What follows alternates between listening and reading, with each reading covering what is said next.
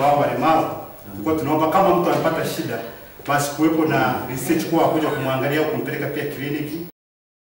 Tuko katika kijiji cha Bonchugu kutoa warsha na mafunzo ya namna ya kuleta malalamisho na mrejesho kuhusu miradi ya Franco Zoological Society kwa wilaya ya Serengeti.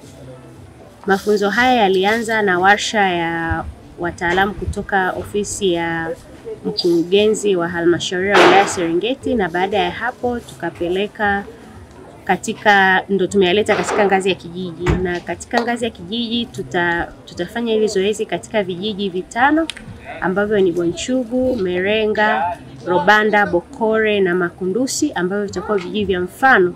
Yale ambayo tutajifunza hapa tutayapeleka vijiji vingine ili tuweze kupata na kuweka mfumo wa malalamishi katika vijiji vyetu vyote tunavyofanyia kazi Serengeti na kwingine Tanzania.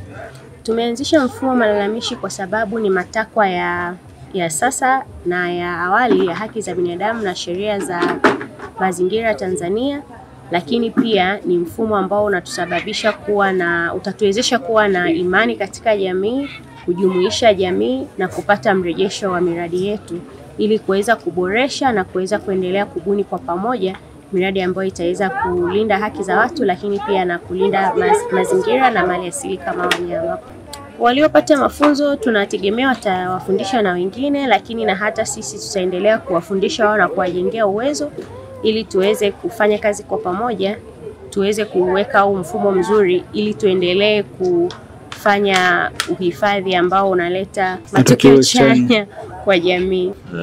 Tunaendelea na swala la kuelimisha wananchi kuhusiana na taratibu za miradi ya uhifadhi inayokuja vijijini. Kwa hiyo kwa leo tumekuja kwa ajili ya kushirikishana na wananchi kwa maana ya mafunzo jua namna miradi inavyotakiwa kuwa, hasa namna gani tunaweza tunakusanya malalamiko yanayokuwepo kuhusu miradi husika, ili kama kuna changamoto zinazohusika na miradi husika yawezekana tukajiweka kwenye nafasi nzuri. Kwa sasa hivi vijiji vinavyopakana na maeneo ya hifadhi bado hatujaweza kubainisha kama ni vijiji kadhaa, lakini zaidi vijiji vinavyopakana na hifadhi. Watoe ushirikiano na zaidi waweze kuelewa kila ambacho kinahitajika ili mwisho wa siku malengo ya mradi yaweze kutimia. Lakini tunawashauri wasiwe tu wanatoa taarifa kwa sababu inahitajika, lakini ziwe taarifa sahihi ili mwisho wa siku yale ambayo ndio malengo tuweze kuyafanyia kazi vizuri. Hapo nyuma inaonekana kwamba walipoanzisha suala la uhifadhi ushirikiano ulikuwa hafifu, lakini leo tumeeleweshwa kwamba kwenye suala la uhifadhi inatakiwa tuwe na ushirikiano kuanzia ngazi ya chini hadi ngazi ya juu. Lakini unapopatwa na swala haitakiwi uruke hatua, ni vyema uanzie ngazi ya chini uende hatua inapofuata kama hujasaidiwa tatizo lako na hatimaye kupata utatuzi wa jambo linalokusumbua. Wameacha uwindaji, wamehamia kwenye ufugaji, bado imekuwa ni changamoto, hawana maeneo ya kuchungia. Hivyo inapelekea kuishi mazingira magumu. Bado hata kulima hatulimi kwa sababu kuna wanyama waharibifu ambao ni tembo. Tunapolima mazao yanaliwa yote, kwa hiyo tunaendelea kuishi mazingira magumu.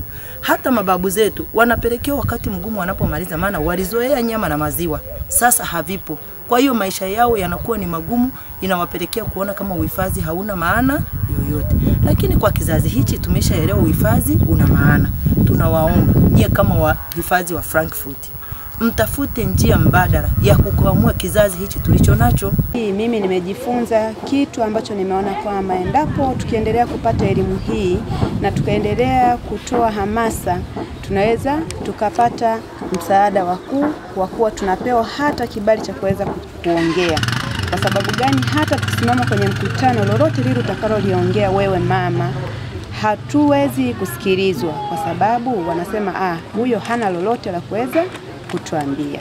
Lakini nina imani kuwa kutokana na mafunzo haya yakiendelea kuwa tunayapata mara kwa mara, tutaendelea kupata mwanga wa kuweza kusaidiwa na kusikilizwa. Naweza nikaenda hata kwenye kikundi changu cha Kokoba nikatoa elimu niliyoipata kwa siku ya leo, ili wenzangu wote wakaendelea kuitumia ikatusaidia kwa baadaye. Alafu pia kuanzisha miradi, na endapo tukiona kwamba kama unaweza kuwa umetoa elimu wenzako hawawezi kukusikiliza, unaweza kutumia njia ya mawasiliano kama mlivyokuwa mmesema, ili tuweze kupata msaada wa kuweza kufungua hata kama ni mradi tunaanzisha ili uweze kuendelea.